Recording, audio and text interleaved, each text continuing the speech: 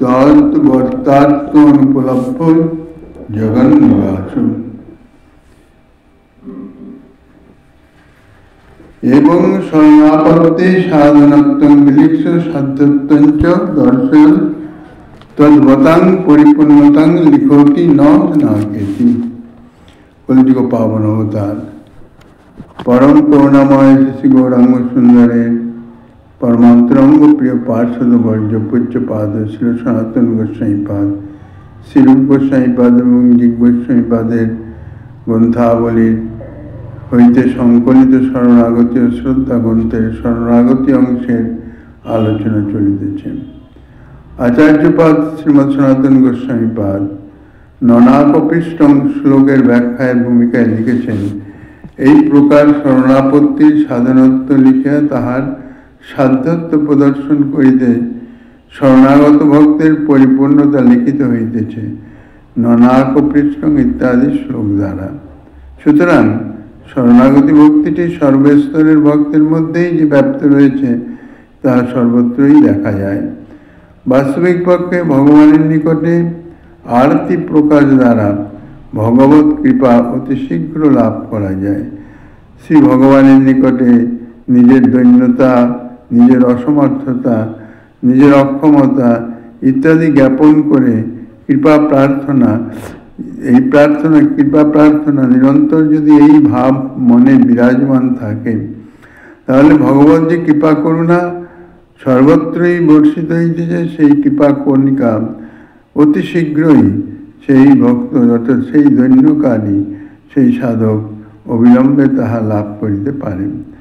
ভক্তের যে কাতর আরতি, তার নিকটে প্রভু আর অন্তরালে থাকতে পারেন না, কারণ ভক্ত তানার অত্যন্ত প্রিয়, ভক্ত তানার মাতা পিতা, ভক্ত তানার সব।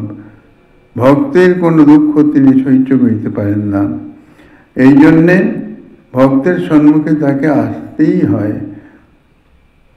ভক্ত এবং ভগবানের মধ্যে যদি হট লাগে অর্থাৎ জেদাজেদি লাগে, সদা সর্বদাই দেখা গেছে ভগবানই পরাজিত হন, ভক্তের যে হট তাহাই বিদ্যমান থাকে।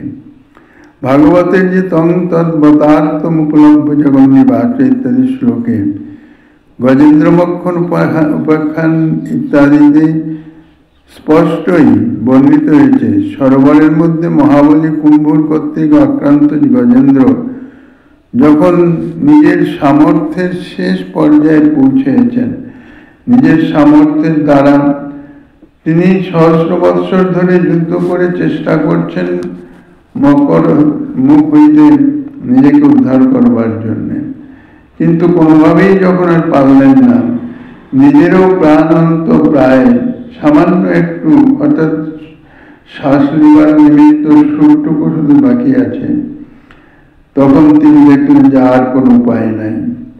তখন সর্বান্তকরণে প্রভুর প্রতি আরতি প্রকাশ করে প্রভুকে যে আহ্বান করলেন, সেই সময়ে ভগবান গজেন্দ্রকে অতিশয় আত্মপীড়িত জেনে তৎক্ষণাৎ গরুর পৃষ্ঠে আরোহণ করে গজেন্দ্রকে রক্ষা করবার জন্য চক্র হস্তে দ্রুত গতিতে বৈকুণ্ঠ হইতে রওনা হয়েছিলেন।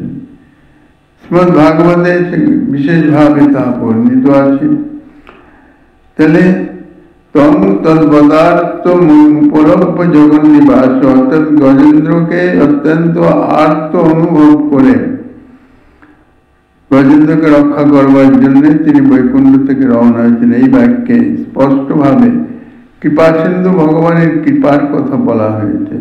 তার কৃপার যে গভীরতা, কৃপার যে রহস্য, কৃপা প্রাপ্তির যে রহস্য, তাহা এখানে পরিষ্কারভাবে বর্ণিত হয়েছে। সাধন ভজন নিয়মিত হইতেছে না, চেষ্টা করেও কুসংস্কার থেকে নিজেকে মুক্ত করা যাইতেছে না। তথাপি যদি আমরা প্রভুর নিকট নিজের অক্ষমতাকে বা অযোগ্যতাকে প্রতিদিন নিয়মিত প্রভুর নিকটে নিবেদন করিতে পারি, তাহলেও কৃপাময় প্রভু কৃপার পরশ একদিন না একদিন অবশ্যই প্রাপ্ত হতে পারব।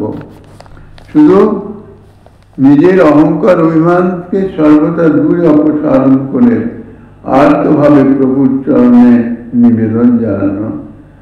আচার্য শ্রীমৎ সনাতন গোস্বামী পাদ তারা দীর্ঘশ্রীটিকায় শরণাগত প্রকরণের প্রথমে জানিয়েছেন যে সাধন ভজনহীন ব্যক্তিগণ শরণাগতির দ্বারা কৃতকৃত্য হয়ে সর্বসিদ্ধি লাভে সমর্থ হন।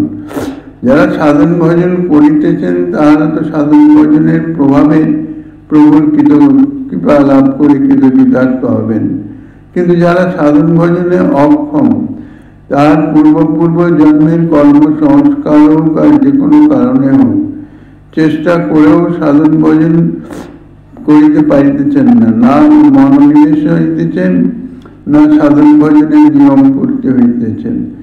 এইসব অবস্থায় অত্যন্ত কাতর ভাবে যদি প্রভুর চরণে নিজের অযোগ্যতা অসমর্থতা জ্ঞাপন করা যায়, তাহলে নিরন্তর এই জ্ঞাপনটা একদিন দুদিন করলাম ব্যাস হয়ে গেল তা নয়, নিরন্তর যদি নিজের অক্ষমতা জ্ঞাপন করা যায় তাহলে প্রভুর করুণা অবশ্যই বর্ষিত হবে। অতএব শরণাগতি লক্ষণের অঙ্গ যে কার্পণ্য বা আরতি জ্ঞাপন, এটা সকল অবস্থায় সকলের পক্ষেই সম্ভব এবং ফলপ্রদ। সুতরাং আচার্যপাদের উক্ত সিদ্ধান্ত অতীব সঙ্গত সমীচীন। আচার্য শ্রীজীবচরণ কার্পণ্যের বিবরণ দিয়ে গোপ্তিত্বে বরণ প্রসঙ্গে বলেছেন, ইহা তিন প্রকার, কায়িক, বাচিক, মানসিক। এই তিন প্রকারেই ইহার যাজন হয়, অর্থাৎ শরণাগতি লক্ষণগুলির মধ্যে ইহাই মূল, অর্থাৎ অঙ্গী লক্ষণ। কারণ শরণাগতির সাথে গোপ্তিত্বে বরণের এক একাত্মতা লিখিত পাওয়া যায়। শরণাগতি লক্ষণাত্মক শ্লোকটির ব্যাখ্যার প্রারম্ভেই তিনি জানিয়েছেন যে ভগবানকে জীবনের একমাত্র রক্ষক রূপে আশ্রয় বা নির্ভর করাকেই গোপ্তিত্বে বরণ বলা হয়। আমি তোমারই আশ্রিত, তুমি আমার রক্ষক।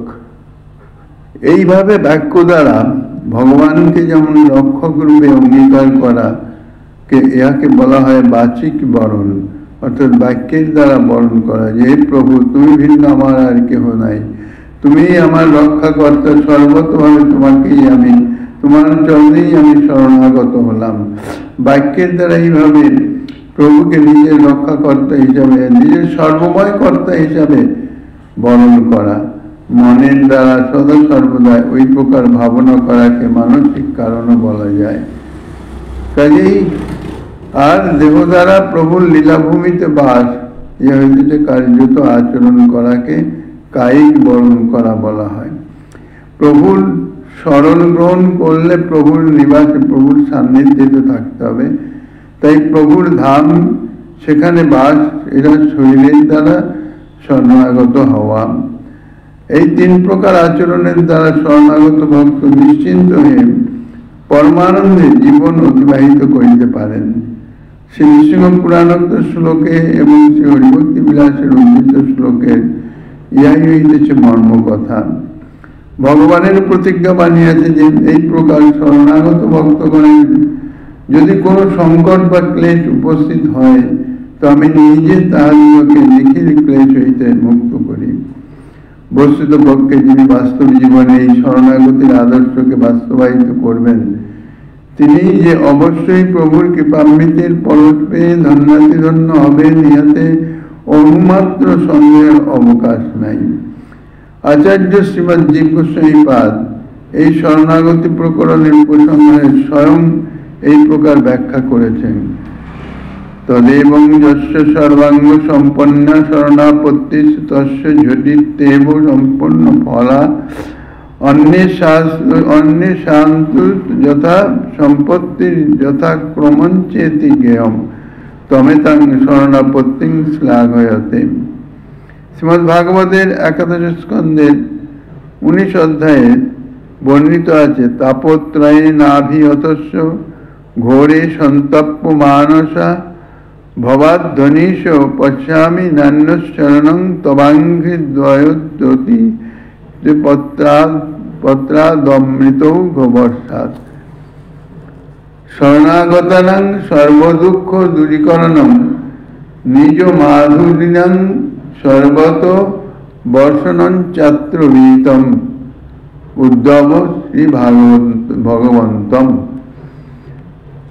তাহলে পূর্বোক্ত প্রকার বর্ণিত শরণাগতি তাহার জীবনের সর্বাঙ্গ সম্পন্ন হবে, তাহার অতি সত্বরই সম্পূর্ণ ফল লাভ হবে। শরণাগতি যাহার সর্বাঙ্গ সম্পন্ন হয় নাই, আংশিকভাবে হয়েছে কিংবা কোনো কোনো অংশে কিছু কিছু ত্রুটি রহিয়া গিয়াছে, সেক্ষেত্রে শরণাগতির তারতম্য অনুসারে ফল প্রাপ্তিরও তারতম্য জানতে হবে। শ্রীমদ্ ভাগবতের 11 স্কন্ধের 19 অধ্যায়ে বর্ণিত শ্রী ভগবানের নিকট শ্রী উদ্ধব মহাশয় এই প্রকার শরণাগতির প্রশংসা করে বলেছেন, হে নাথ, এই ঘোর সংসার পথে ত্রিতাপে সন্তপ্ত মানবের পক্ষে অমৃত রাশি বর্ষণশীল আপনার শ্রীপাদ পদ্ম যুগলরূপ ছত্র ব্যতীত অন্য কোন আশ্রয় আর দেখিতেছি না। অর্থাৎ ভক্তবর্য শ্রীমদ্ উদ্ধব মহাশয় বলছেন, যাহারা আপনার চরণে একান্তভাবে শরণ গ্রহণ করেন, আপনার অসাধারণ চরণ যুগল তাহাদের নিখিল দুঃখ নাশ করে থাকে এবং রাশি রাশি মাধুর্যামৃত বর্ষণ করে আশ্রিত জনকে আশ্রয় রূপে পরিদীপ্ত করে থাকেন। এই অভিপ্রায়ে শ্রী ভগবত চরণ কমলের অমৃত বর্ষ বিশেষণ দেওয়া হয়েছে। তদেবং শরণাপত্তির বিবৃতা অস্যাশ্চাল পূর্বত্বং তাং বিনা তদীয়ত্বা সিদ্ধে। এইরূপে শরণাপত্তির বিবৃতি হল, এই শরণাপত্তি ব্যতীত তদীয়ত্ব অর্থাৎ ভগবত সম্বন্ধিত তত্ত্ব, অর্থাৎ ভগবানের শ্রীচরণে আশ্রিত হওয়া, ভগবত ভক্ত হওয়া, এই ভগবত ভক্তত্ব তাহা সিদ্ধ হয় না। এই জন্য শরণাগতি ভক্তির অপূর্বতা জানতে হবে। যে কোনো অবস্থায় শরণাগতি না হলে যথার্থ তাহার ভক্তি সিদ্ধ হয় না, অর্থাৎ সে ভগবত কৃপা সম্যক রূপে লাভ করিতে অসমর্থ হন। আচার্যপাদ শ্রীমৎ জীব গোস্বামী চরণ আলোচ্য এই শরণাগতি প্রকরণের উপসংহারে শরণাগতি সাধনের অনবদ্য অত্যাশ্চর্য মহিমা লিখেছেন। তাহা এই যে অন্য কোনো সাধন না করেও কেবলমাত্র শরণাগতি দ্বারাই শাস্ত্র বর্ণিত নিখিল পুরুষার্থ সকল যে কোনো ব্যক্তি অনায়াসে অতি শীঘ্র লাভ করতে পারেন। আরো স্পষ্ট করে লিখেছেন যে শরণাগতি ভক্তির পূর্বোক্ত 6টি অঙ্গকে যিনি যথাযথভাবে সম্যক প্রকারে বাস্তব জীবনে বাস্তবায়িত করতে পারবেন, তিনি নিঃসন্দেহে অতি সত্বর ভগবানের সাক্ষাৎ কৃপা নিশ্চয়ই লাভ করবেন, এতে লেশমাত্র সন্দেহ নাই। অবশ্য শরণাগতির তারতম্য অনুসারে সিদ্ধির লাভেরও তারতম্য হয়ে থাকে। পূর্বোক্ত 6টি অঙ্গ বিশিষ্ট যে শরণাগতি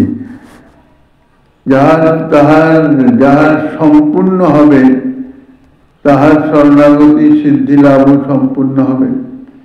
শরণাগতি তাহার আংশিক হবে, যাহার আংশিক হবে সিদ্ধি লাভও তাহার আংশিক হবে।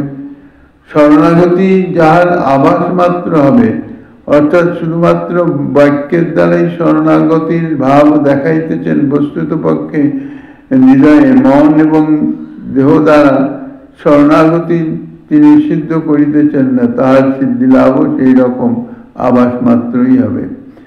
এই প্রকার শরণাগতি যাদৃশতম শরণাগতির তারতম্য অনুসারে সিদ্ধিলাভ বা ফল প্রাপ্তি হয়ে থাকে। আচার্য শ্রীমৎ জীব গোস্বামী চরণ ভগবান শ্রীকৃষ্ণের নিত্যসিদ্ধ অন্তরঙ্গ পার্ষদ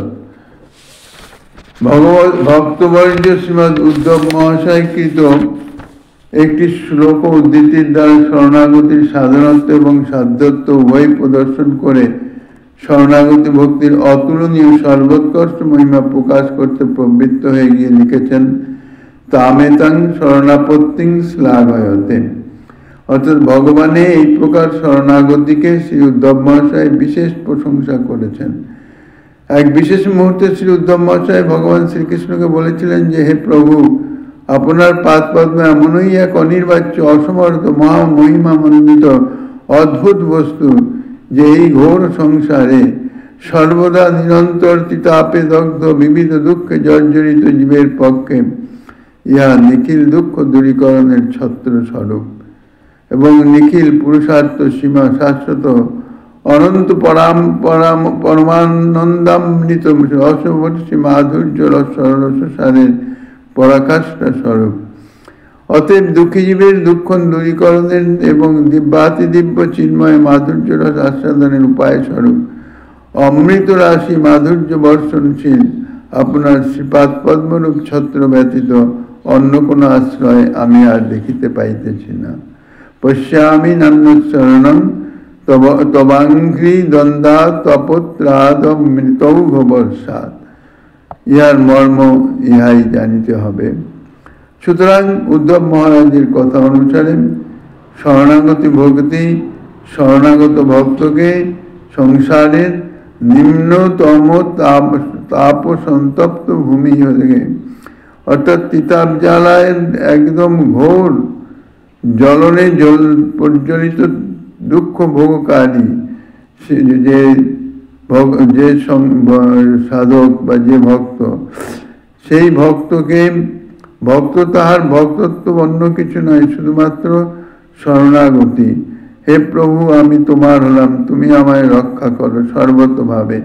আমি সর্বদা অসমর্থ, নিজেকে রক্ষা করবার নিমিত্ত সর্বদা অসমর্থ। এইভাবে তিতাব জ্বালায় জর্জরিত জীবও যদি প্রভুর শরণাগত হয়ে যান, তাহলে এই নিম্নতম তাপ সন্তপ্ত ভূমি থেকে উত্তোলন করে উচ্চতম সাধ্য তত্ত্বের পরমানন্দময় নির্মল রসের চরম ভূমিতে প্রতিষ্ঠ করে থাকেন শ্রী ভগবান পাদপদ্ম যুগল।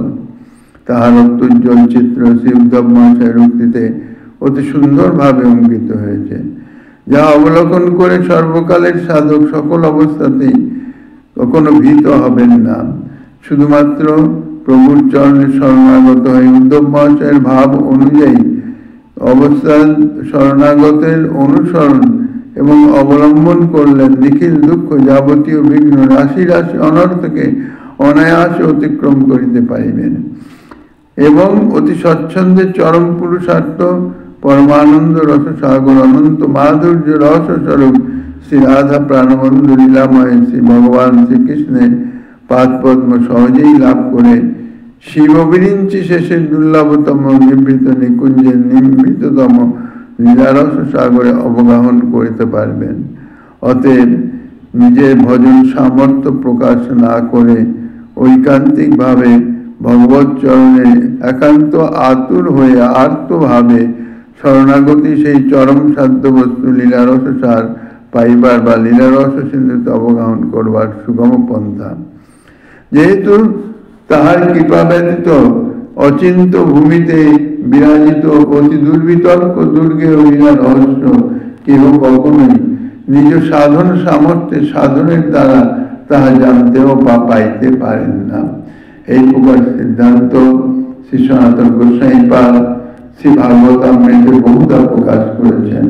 বৃহৎ ভাগবতামৃতেও দ্বিতীয় খণ্ডের ৪র্থ অধ্যায়ে শ্রী সনাতন গোস্বাইপাদ বর্ণনা করেছেন দুর্বিতর্ক ঈশান শক্তিবল ভূত পারমেশ্বরী কিন্তৈকান্ত ভক্তেষু গুণম কিঞ্চিৎ ন তিষ্ঠতি।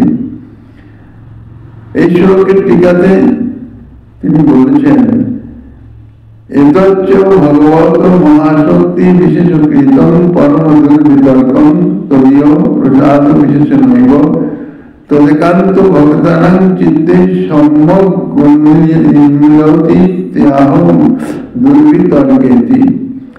শৈব পরমেশ্বরী পরমেশ্বরস্য ভগবত শ্রীকৃষ্ণস্য নিজ শক্তি তত দুর্বিতর্ক তদীয়ৈ বিতর্ক বিতর্কই তুমপস্যকা যত অদ্ভুত পরমাশ্চর্যরূপা অন্যৈর দুর্বিতর্কমপি তদ্ভক্তেষু স্বয়মেব তৎসর্বং যথাবৎ প্রকাশত ইত্যর্থ।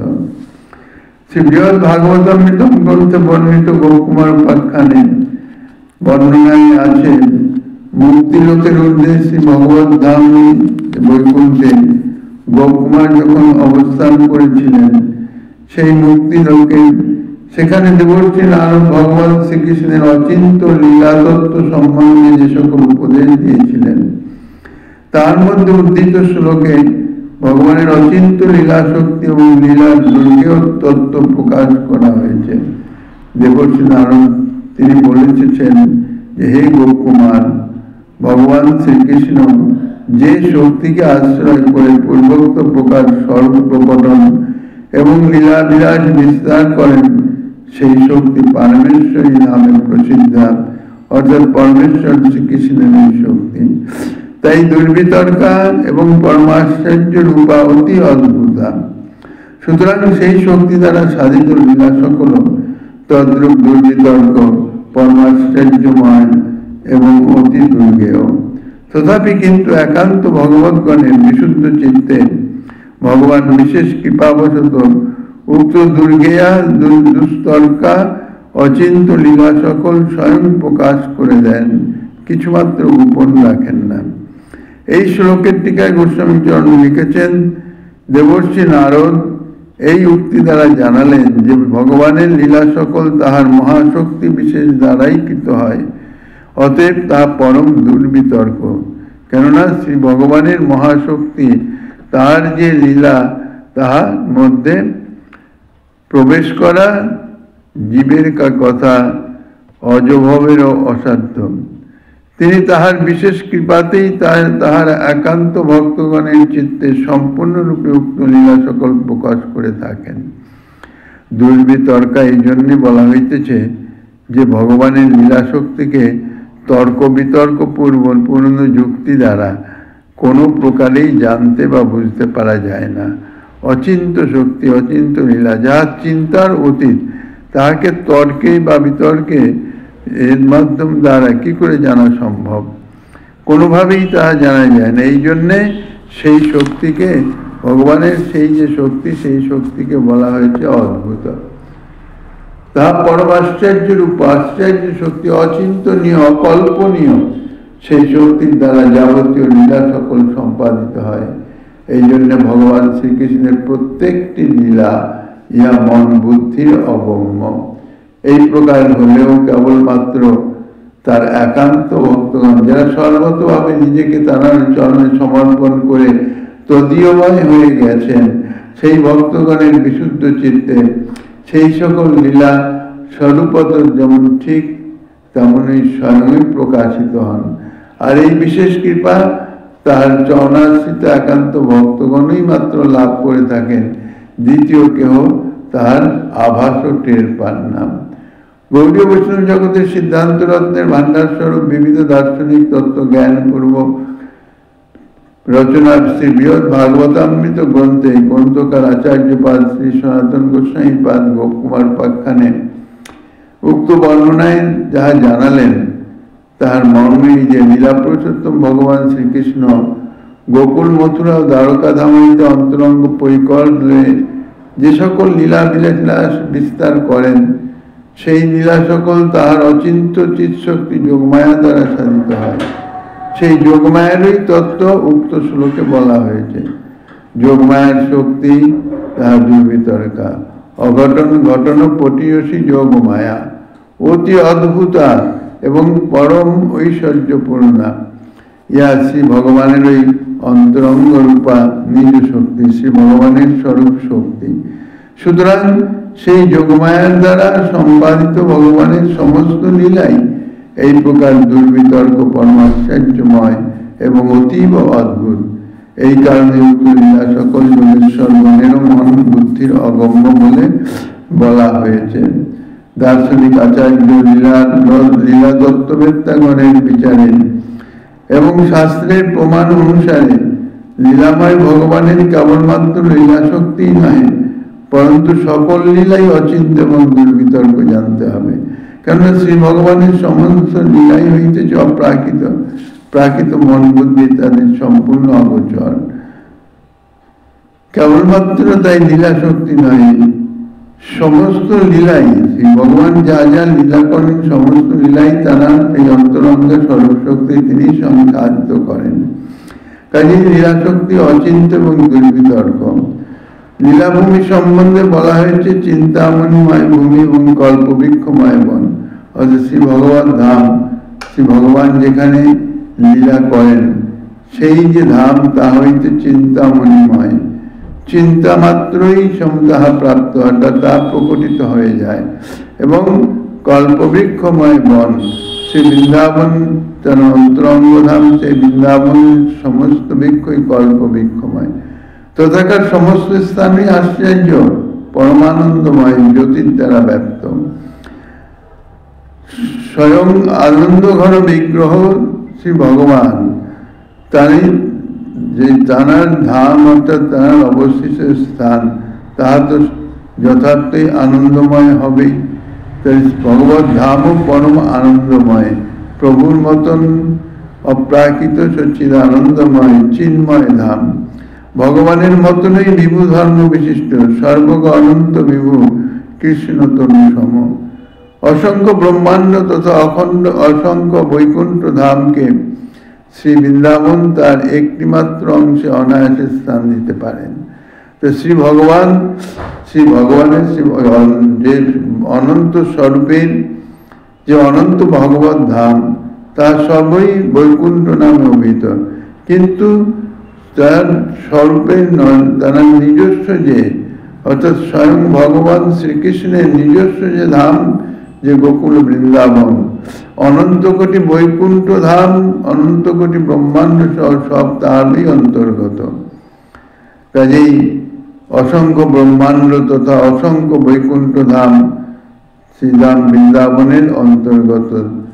শ্রীধাম বৃন্দাবনের একটি খণ্ডে অর্থাৎ সামান্য একটু অংশেই এমন এমন সর্বজ্ঞ, এমন তার ব্যাপকত্ব শ্রী বৃন্দাবন ধামের, যে গিরিরাজের পাদদেশে ব্রহ্মাকে অনন্ত কোটি বৈকুণ্ঠ ধাম দর্শন করিয়ে দিলেন।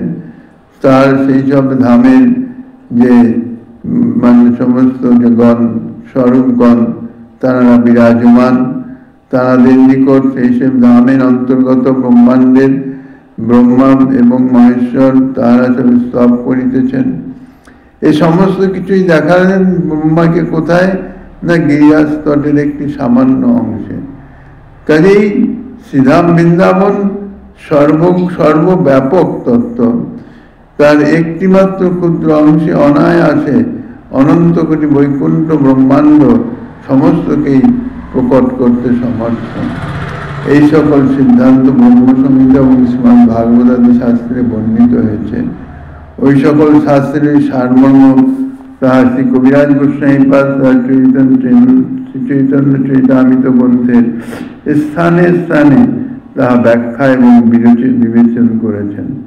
বৃন্দাবনের স্থানের দেখো আশ্চর্য বিভূতা, 16 ক্রোশ বৃন্দাবন শাস্ত্রের পরকাশে, তার মধ্যে এক দেশে ব্রহ্মাণ্ড জান্ড ভাসে, অর্থাৎ ব্রহ্মমোহন লীলায় তা প্রকাশ করেছেন। এইরূপ লীলা পরিকর সম্বন্ধেও বলা হয়েছে যে শ্রী ভগবানের লীলা পরিকর তারা ভগবানের মতনই বিভিন্ন লীলা স্থানে বিভিন্ন লীলাভূমিতে ভিন্ন ভিন্নভাবে যুগপৎ অবস্থান করে প্রভু সেবা করতে থাকে। শ্রী ভগবান স্বয়ং যেমন সর্বত্র সর্বব্যাপক তত্ত্ব, সর্বত্রই তিনি যখন তখন প্রকট হয়ে লীলা করতে পারেন। আর লীলা তো একাকী হয় না, তাই প্রভুর লীলা পরিকরগণেরও শ্রী ভগবানের মতন তার দৃশ্য সর্বব্যাপকত্ব। যে কোনো স্থানে যে কোনো সময় ভগবত লীলা অনুরোধে তিনি প্রকাশ হতে পারেন। যথা হি ভগবান এক শ্রীকৃষ্ণ বহু মূর্তিভি বহু স্থানেষু বর্তেত তথা তৎ সেবকা বয়ম। বৈকুণ্ঠের ঊর্ধ্বে নিত্য দ্বারকায় অবস্থিতিকালে গোপকুমারকে দেবর্ষী নারদ বলিতেছেন, ভগবান শ্রীকৃষ্ণ যেরূপ এক স্থানে এক মূর্তিতে বিরাজিত থেকেও বহু স্থানে বহু মূর্তিতে বিরাজমান আছেন, সর্বত্রই বিরাজমান আছেন প্রকট বা অপ্রকট ভাবে, তদ্রূপ সেই ভগবানের সেবক আমরাও অর্থাৎ সমস্ত পার্শ্ববৃন্দ তানার সেবার নিমিত্ত তানারই মতো বহু স্থানে বহু মূর্তিতে একই সঙ্গে অর্থাৎ যুগপৎ অবস্থান করতে সমর্থা। ইহা প্রভুর যে স্বরূপ শক্তি, লীলা শক্তি, যোগমায়ার অচিন্ত শক্তি বল তা সম্ভব। অতএব লীলাময় ভগবান লীলা শক্তি, লীলাভূমি এবং লীলা পরিকরগণের তত্ত্ব যে কি প্রকার দুর্বিতর্ক, অতি দুর্গে এবং অতি অদ্ভুত অচিন্ত তত্ত্বের উপর প্রতিষ্ঠিত, তার সামান্য দিগদর্শন মাত্র করা হলো। ইহার বিশেষ বিবরণ গৌড়ীয় গোস্বামী ভজন আদর্শ নামক গ্রন্থের প্রকাশের ইচ্ছা রইল। এখানে বাউল্য হয়ে তত্ত্বের সংকেত মাত্র করা হয়েছে, বিস্তৃত বর্ণনা করা অসম্ভব, যাতে সাধারণের বা ভক্তজনের নিকট তাহার যথার্থ স্বরূপটি হৃদয়ঙ্গম হতে পারে। উপরোক্ত সিদ্ধান্তই হল শাস্ত্রীয় সিদ্ধান্ত। ইহাই বৈষ্ণব আচার্য পাদগণের নির্ণয়। আচার্যপাদ শ্রীমৎ সনাতন গোস্বামী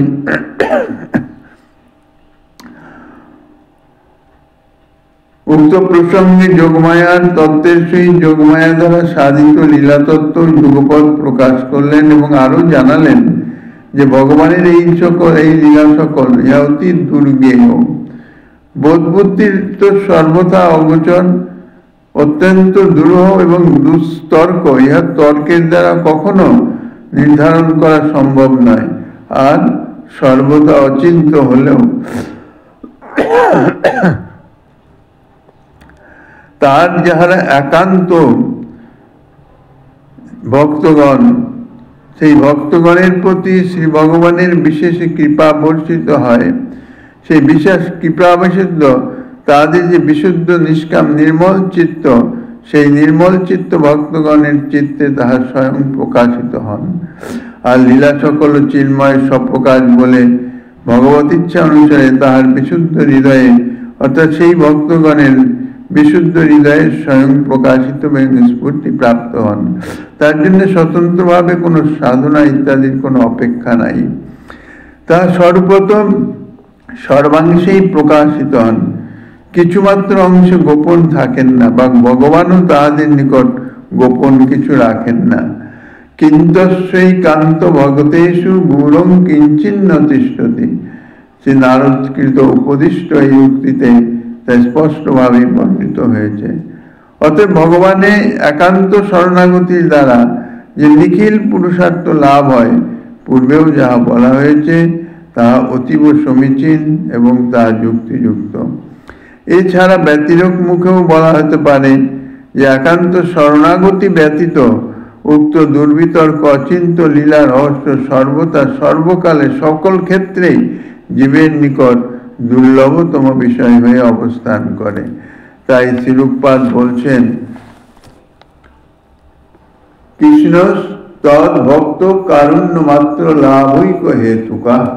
ভক্তি রসামৃত সিন্ধুতে বলছেন, কৃষ্ণ এবং কৃষ্ণ ভক্তগণের করুণা মাত্রই সেই সুদুর্লভ প্রেমা এবং প্রেমময় লীলাবলী অনুভবের সর্বোত্তম কারণ।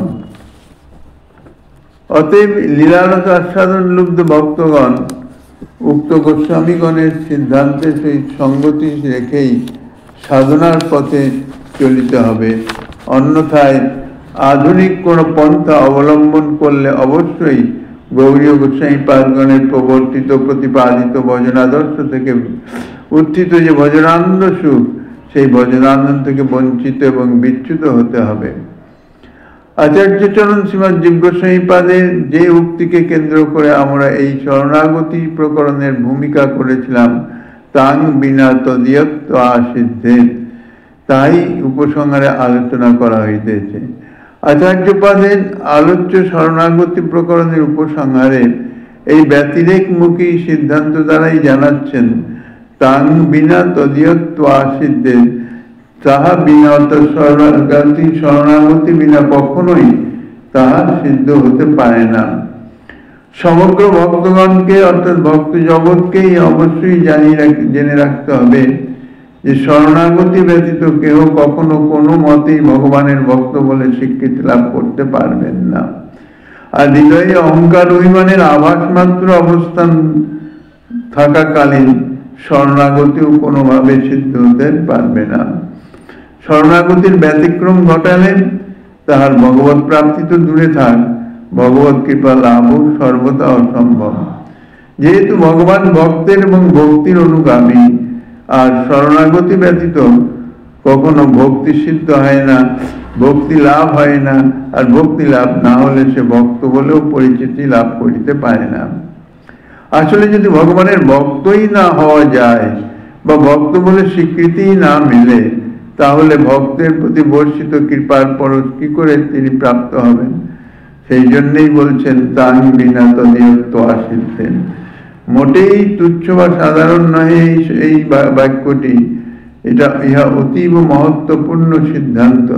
কারণ এই শরণাগতির উপরেই ভক্তের সমগ্র ভক্ত জীবন প্রতিষ্ঠিত হয়ে রয়েছে। শরণাগতি না হলে ভক্ত যতই ভক্তি অঙ্গ যাজন করুন না কেন, কোন মতেই ভক্তি লাভ তার সিদ্ধ হবে না। আচার্য শ্রীমৎ জীব গোস্বামী চরণ যেভাবে কথাটি বলেছেন, তাহা এমনই শক্তিশালী যুক্তির উপর প্রতিষ্ঠিত যে কেউ তাহার ছিদ্র খুঁজে পাশ কাটিয়ে এড়িয়ে যাবেন বা তার অনর্থ করবেন, তার কোনো উপায় নাই। শরণাগতির অপরিহার্যতা ভক্ত জীবনে সাধন ভজনে অনিবার্য বলেই শ্রীমান মহাপ্রভু শ্রী সনাতন শিক্ষায় সাধন ভক্তি সম্বন্ধে উপদেশ করতে প্রবৃত্ত হয়ে প্রথমেই এই শরণাগতি সম্বন্ধে এক তাত্ত্বিক আলোচনা করবার পরই সাধন ভক্তির উপদেশ আরম্ভ করেছিলেন। অর্থাৎ ভক্তিতে প্রবেশ করার অধিকারী তিনি প্রাপ্ত হবেন যিনি শরণাগত হয়েছেন।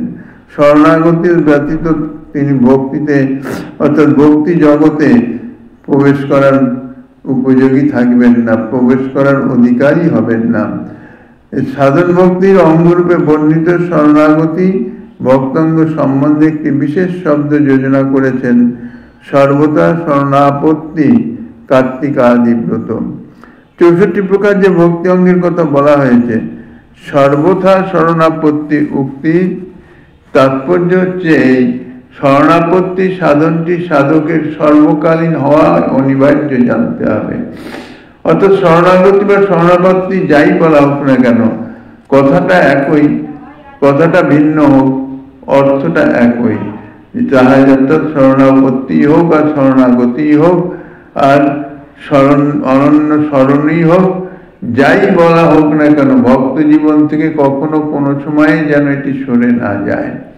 সদা সর্বদাই ভক্ত শ্রী ভগবানের শরণ অর্থাৎ শ্রী ভগবানের চরণের শরণ গ্রহণ করে সেই শরণাগত অবস্থায় তিনি ভক্তি অঙ্গ যেন যাজন করেন।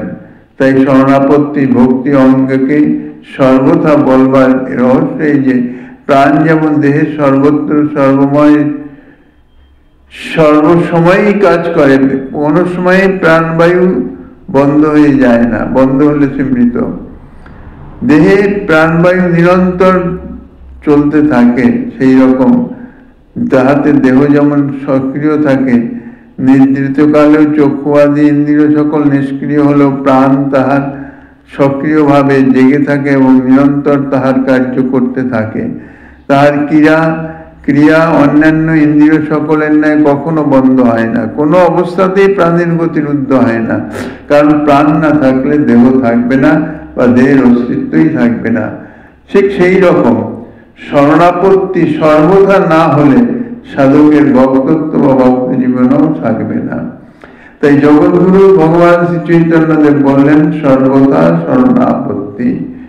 শ্রীজীবচরণ এবং অতি সুদৃঢ়ভাবে ঘোষণা করলেন যে শরণাগতি ব্যতীত কেউ ভগবানের ভক্ত বলে সিদ্ধ হন না, ভক্ত বলে তিনি পরিচয় দেওয়ারই অধিকারী নন। সুতরাং শ্রীজীবচরণের সিদ্ধান্ত শ্রীমান মহাপ্রভু শিক্ষা উপদেশ অনুসারে ইহা নিশ্চিত সত্য যে শরণাগতি যথার্থ না হলে ভজনও যথার্থ হতে পারবে না।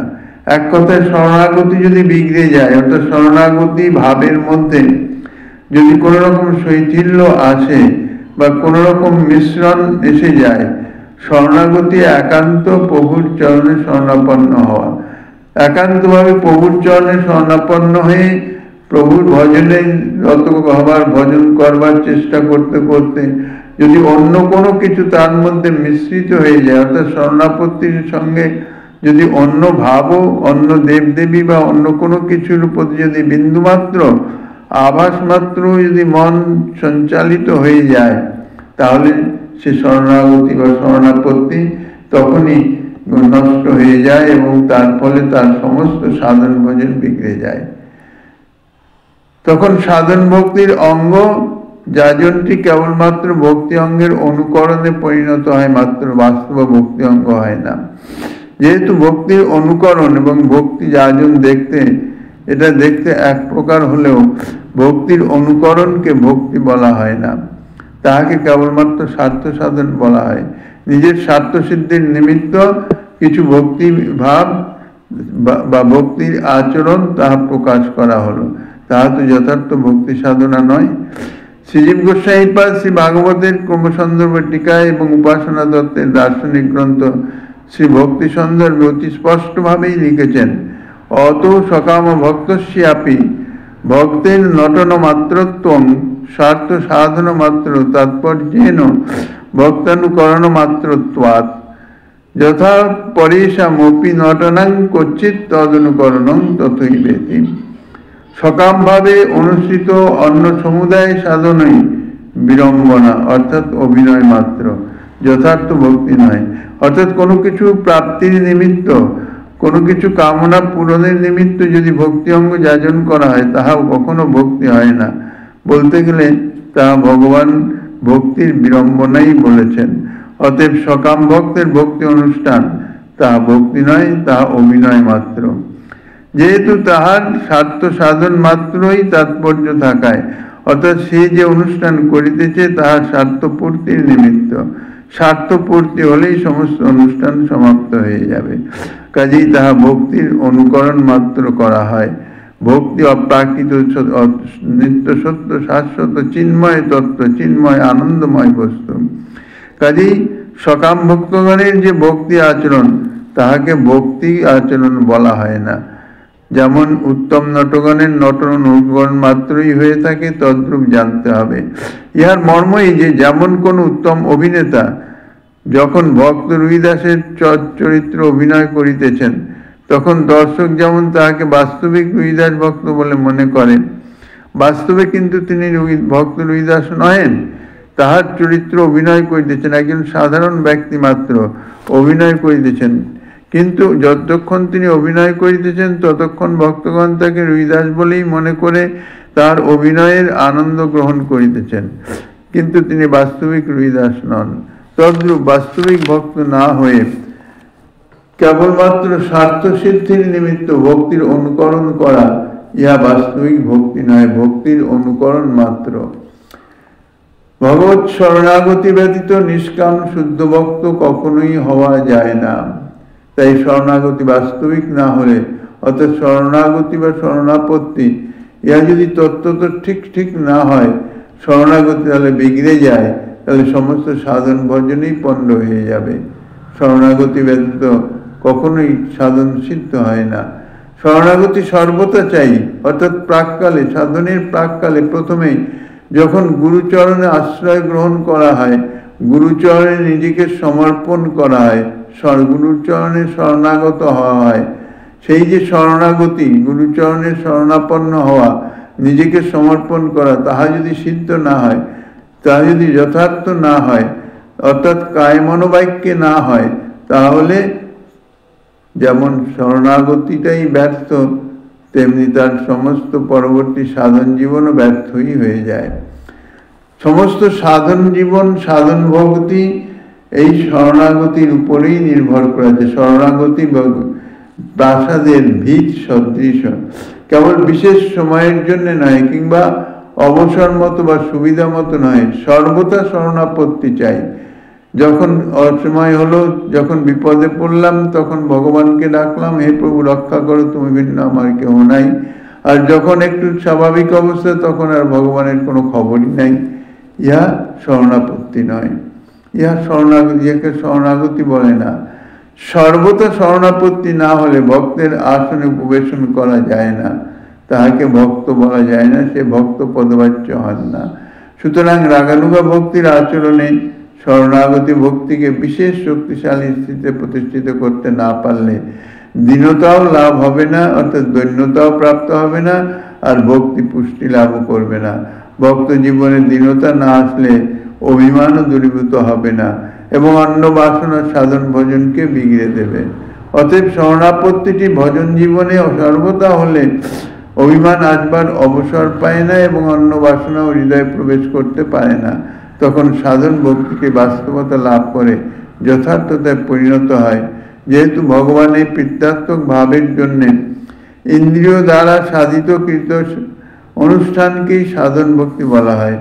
অর্থাৎ শ্রী ভগবানের প্রীতিপূর্ণ যে আচরণ, আন্তরিকভাবে অন্তরের প্রীতি থেকে প্রীতিপূর্ণ যে আচরণ, সেই আচরণটিকেই বলা হয় ভক্তি। আচার্য চূড়ামণি শ্রীরূপপাদ তাহাই জানিয়েছেন, কীর্তি সাধ্যা ভবেদ সাধ্যা ভাবা ন সাধন বিদা। তিনি সাধন ভক্তির স্বরূপ জানাতে গিয়ে বলছেন যে পূর্বোক্ত উত্তমা ভক্তি ইন্দ্রিয় ব্যাপারে অনুষ্ঠিত হলে এবং ভাবের জন্য সাধিত হলে তাহাকে সাধন ভক্তি বলে। যদি সাধনটি সাধ্য ভাবা না হয়ে সাধ্য বিষয়া বা সাধ্য অন্যাভিলাষ হয়ে যায়, তাহলে কিন্তু সাধন ভক্তি অনুষ্ঠান করলেও পূর্বোক্ত বিচারের দ্বারা তাহা ভক্তি হবে না, কেবলমাত্র স্বার্থ সিদ্ধির নিমিত্ত ভক্তির অনুকরণ মাত্রই হবে। এই কারণে এই শ্লোকের টিকাতে আচার্য শ্রীজীবচরণ লিখেছেন, সাধ্য ভাবেত্ব নেন সা সাধ্য সাধ্য পুমার থানন্তরা চ পরিণীতা। অর্থাৎ ভক্তিটি অনুষ্ঠিত হবে ভগবানের ভক্তি বা রতিভক্তি লাভের জন্যে। যতক্ষণ পর্যন্ত রতি স্তরে সাধক না পৌঁছাইতেছেন ততক্ষণ তো তাকে ভক্ত বলেই গণ্য করা যায় না। ধর্ম অর্থ কাম মুক্তির জন্য ভক্তি নহে, শুদ্ধা ভক্তির নিমিত্তই ভক্তি। শুদ্ধা ভক্তিতে তাই সর্বদা নিষিদ্ধ। অতএব উপরোক্ত কথিত গোস্বামী চরণদ্বয়ের বাক্যে যা বলা হয়েছে তাতে স্পষ্ট সিদ্ধান্ত এই যে ভগবানের প্রীতির নিমিত্ত সাধন অনুষ্ঠানকেই সাধন ভক্তি বলা হয়। সেখানে নিজের প্রীতির বা নিজের সুখ সন্ধানের বা দুঃখের অনুসন্ধানের বিন্দুমাত্র লেশাভাস নাই, নিজ সম্বন্ধনীয় কোনো কিছুই নাই। শুধুমাত্র ভগবত প্রীতির নিমিত্তে যে অনুষ্ঠান, তাহাই হচ্ছে সাধন ভক্তি। নিজের স্বার্থ সিদ্ধির নিমিত্ত যে সাধন করা হোক না কেন, তাহা যতই যে কিচ্ছু হোক, যতই প্রগাঢ়ভাবে হোক না কেন, যতই কঠোর হোক না কেন, তাহা কেবলমাত্র নিজের স্বার্থ সিদ্ধির জন্যে। তাহার দ্বারা নিজের স্বার্থ সিদ্ধি হবে, কিন্তু ভগবত ভক্তি হবে না। একজন মহাত্মা তিনি বলেছেন, আরে জগতে প্রায় সর্বত্রই স্বার্থ মিশ্রিত পরমার্থ দেখা যায়, বিশুদ্ধ পরমার্থ কই?